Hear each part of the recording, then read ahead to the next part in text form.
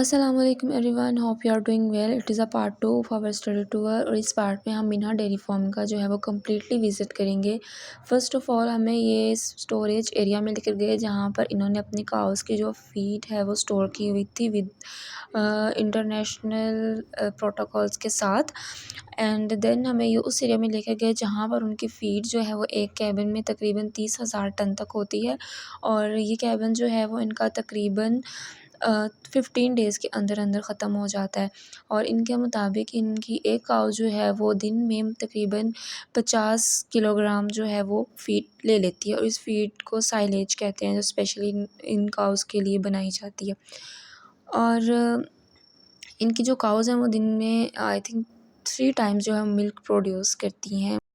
इसके बाद इन्होंने हमें मुख्तलिफ़ जो कैबिन्स हैं इनके वो विज़िट करवाए। इसमें इन्होंने हर काउज़ का अलग अलग सेक्शन बनाया हुआ था, मतलब जो थोड़ी सी बीमार हैं वो अलग हैं, जो मास्टाइटिस की पेशेंट्स हो गई हैं वो अलग हो गई हैं, जो फर्टिलाइज़ नहीं कर सकती फ़र्दर वो अलग हो चुकी हैं और जो फर्टिलाइज़ेशन के प्रोसेस में हैं वो अलग हैं। और जो इनके बच्चे हैं जिन उनका एज ग्रुप के हिसाब से उनको भी अलग-अलग जो है ना वो इन्होंने रखा हुआ है। और यहाँ पर वो काउज़ थी सारी जो कि अभी फर्टिलाइज़ेशन के प्रोसेस में जाने वाली थी फर्स्ट टाइम। यहाँ पर उनका सेक्शन था और ये सारी वो वाली काउज़ थी और वो वाली काउज़ जिनका मिल्क प्रोड्यूसिंग का टाइम आ गया है वो अलग थी और जिन्होंने मिल्क प्रोड्यूस एक दफ़ा कर लिया है दिन में तो वो अलग थी, जिन्होंने 2 दफ़ा कर लिया वो अलग थी। इस तरह सबके सेक्शंस डिफरेंट थे। यहाँ पर उन्होंने जो काउज़ के जो बच्चे हैं छोटे-छोटे से उनको उनके एज ग्रुप के हिसाब से डिफरेंट कैबिन्स में रखा हुआ था, उनकी रोज़ बनाई हुई थी।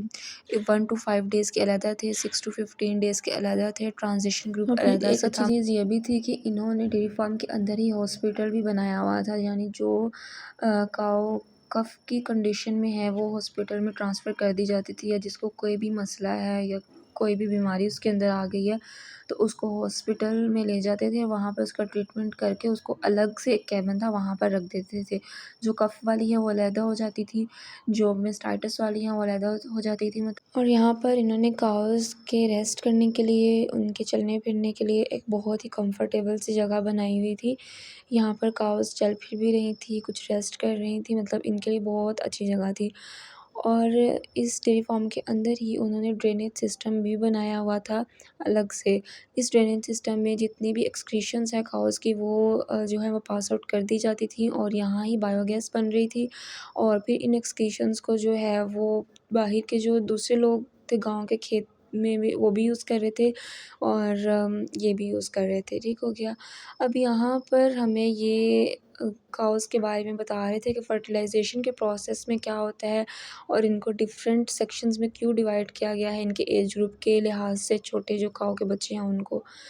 और यहाँ पर काऊ का जो है वो पेडिक्योर किया जा रहा था, ये उसका पेडिक्योर पार्लर था।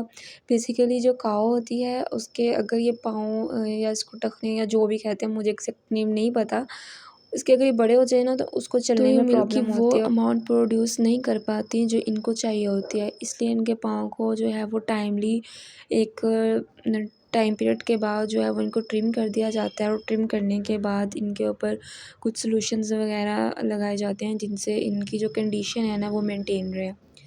इसके बाद यहाँ पर मिल्क प्रोड्यूसिंग सिस्टम था जो हमें दिखाया गया, जिसमें सबसे पहले जो है वो इनको आयोडीन से सैनिटाइज़ किया जाता है और सैनिटाइज़ करने के बाद इनको जो मशीन है जिससे मिल्क जो है वो प्रोड्यूस होता है वो इंसर्ट कर दी जाती है 15 सेकंड्स के लिए और 15 सेकंड्स में ये जो है वो मिल्क जो है वो इसमें इनोकुलेट कर देती है इन मशीन्स में और फिर इन मशीन्स के थ्रू पाइप में जाता है और फिर छोटे कंटेनर्स में और फिर डायरेक्ट बड़े कंटेनर्स में जो है ये चला जाता है। यहाँ पे हाथ वाला कोई प्रोसेस नहीं है, मतलब कि अगर मशीन प्रोड्यूस कर रही है तो वो एक टैंकर में जा रहा है तो उस टैंकर को कोई और उठा के दूसरे टैंकर में डाले, तो ऐसा कोई सिस्टम नहीं है।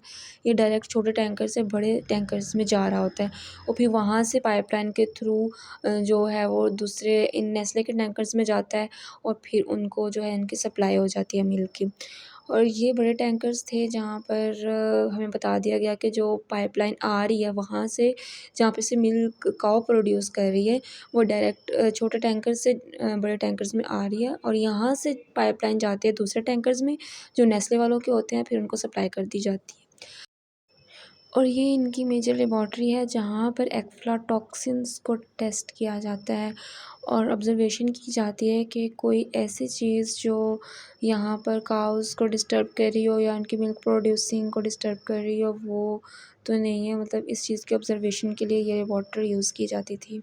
ओके गाइस, हमारा जो टूर है ना डेयरी फार्म का, वो कंप्लीट हो चुका है। ऑलमोस्ट नहीं, तकरीबन सारा ही कंप्लीट हो चुका है।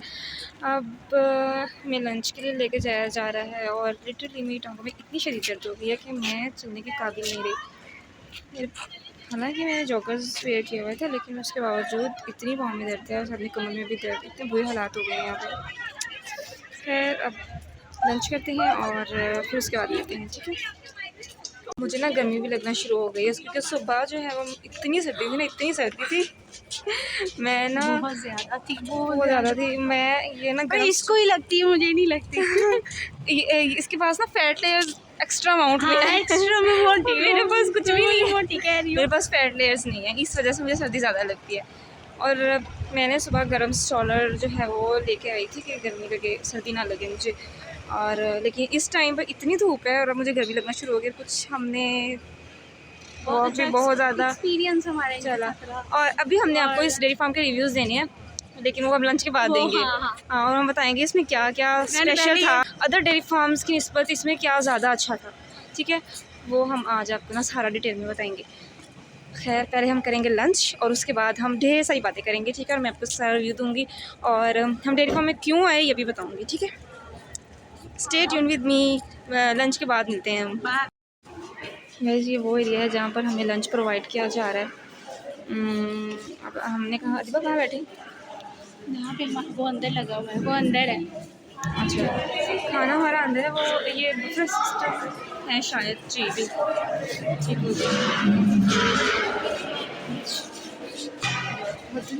अगर हैंड वॉश करने दिवा क्या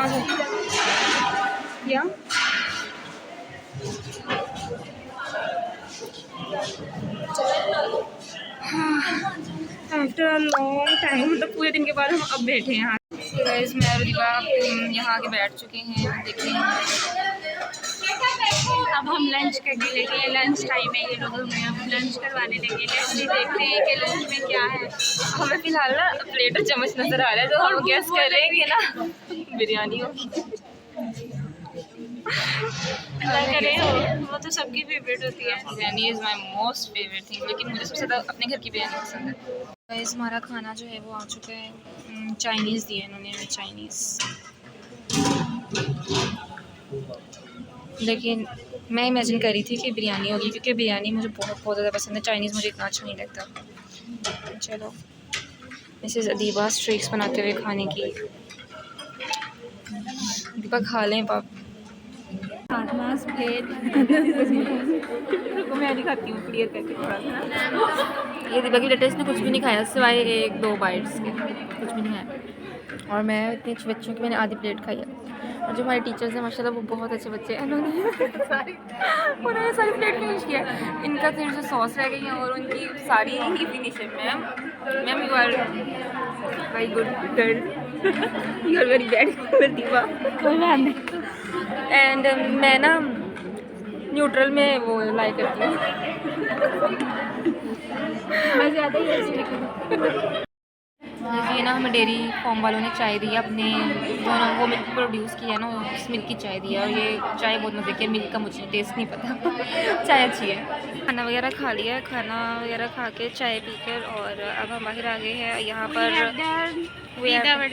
यस, और अब यहाँ पर ना फ़ोटोग्राफिंग हो रही है, फोटो सेशन। हाँ, फ़ोटो सेशन चल रहा है और टीचर्स के साथ है ग्रुप का फ़ोटो। और फिर हम अलग से भी इंडिविजुअल भी लेंगे टीचर्स के साथ फ़ोटोज़। यस। और आज मेरे मास्क ने मुझे सारा दिन इतना तंग किया है ना, इतना तंग किया, बार बार टेढ़ा हो जाता था। अभी हम फोटोग्राफी करेंगे, उसके बाद फिर हम घर के लिए निकलेंगे इंशाल्लाह। और फिर घर जाके मैं ऐसे सोने वाली हूँ ना, ऐसे सोने वाली हूँ कि 2 दिन बाद उठूँगी। सुबह आने आए हैं, सुबह फिजियो की। हाँ, सुबह हम यूनिवर्सिटी पे आएंगे क्योंकि सुबह हमारी फिजियो की लैब है, हम छुट्टी भी नहीं कर सकते, ठीक है। तो ये फिर चलो रात में थकावट पूरी करेंगे अपनी जैसे तैसे करके इंशाल्लाह। और व्लॉग शायद लेट आए, लेकिन मैं कोशिश करूँगी कि ना जल्दी अपलोड कर दूँ, लेकिन थकावट इतनी ज़्यादा होगी कि कुछ करने का दिल नहीं चाह रहा, लेकिन I will try to my best कि मैं इसको जल्दी ही अपलोड कर दूँ। मुझे इतनी गर्मी लग रही है, मैं कह रहा मैं ये वाला स्ट्रोलर जो है ना जल्दी से उतार दूँ, लेकिन मेरे पास अब कोई और स्ट्रोलर भी नहीं है और गर्मी काफ़ी ज़्यादा हो रही है।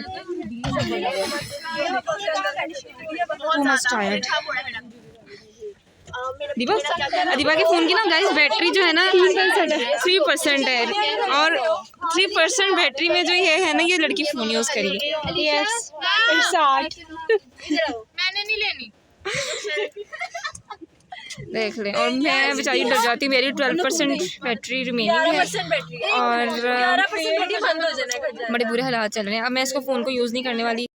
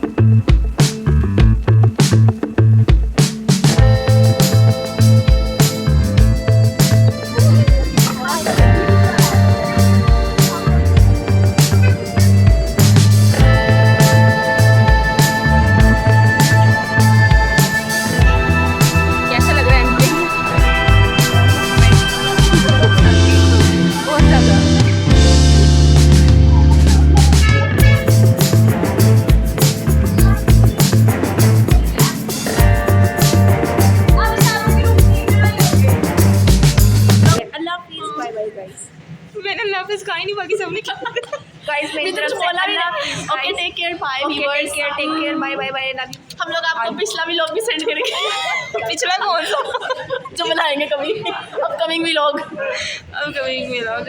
Okay guys, finally I reached at my home. और पूरा दिन की थकावट के बाद जो है वो इस टाइम वीडियो बिल्कुल भी रिकॉर्ड नहीं हो रही मुझसे कि मैं बिल्कुल थोड़ा सा भी रिकॉर्ड कर सकूं, क्योंकि सारा दिन इतना थक गया है कि बस मैं एक्सप्लेन नहीं कर सकती। और मैंने वो कहा था, लेकिन मुझे वीडियो रिकॉर्ड करनी थी क्योंकि जैसे मैंने आपको कहा था कि मैं घर जाके आपको जो है डिटेल से बताऊंगी कि मीना डेयरी फार्म के रिव्यूज़ क्या थे मेरे अकॉर्डिंग। तो अब डिटेल से तो नहीं, लेकिन ओवरव्यू मैं ज़रूर दे दूँगी, क्योंकि मैं तब उस टाइम रिव्यूज़ इसलिए नहीं दे सकी क्योंकि मेरे फ़ोन की बैटरी जो थी ना वो बिल्कुल डेड थी। उस टाइम पे फ़ोन बंद होने वाला था, मेरा लास्ट पे जो है वो बंद भी हो गया था। और मैं अपने फ्रेंड के फ़ोन से जो है वो रिकॉर्ड कर रही थी और मेरे पूरे व्लॉग में मास्क के ऊपर ना लिपस्टिक आ रही थी। आई थिंक उसके फ़ोन में कोई फंक्शन था जो कैमरा में वीडियो को ब्यूटीफाई कर देते हैं लिपस्टिक से या मेकअप वगैरह से। तो उस वजह से ना मैंने तब ये चीज़ नोट नहीं की, लेकिन जब मैं घर आई हूँ मैंने उसको एक दफ़ा देखा है तो मुझे पता चला है कि ना भाई फातिमा तुम्हारे ना पूरे व्लॉग में ना मास्क के ऊपर लिपस्टिक आ रही है। खैर कोई बात नहीं, हो जाता है कभी कभार।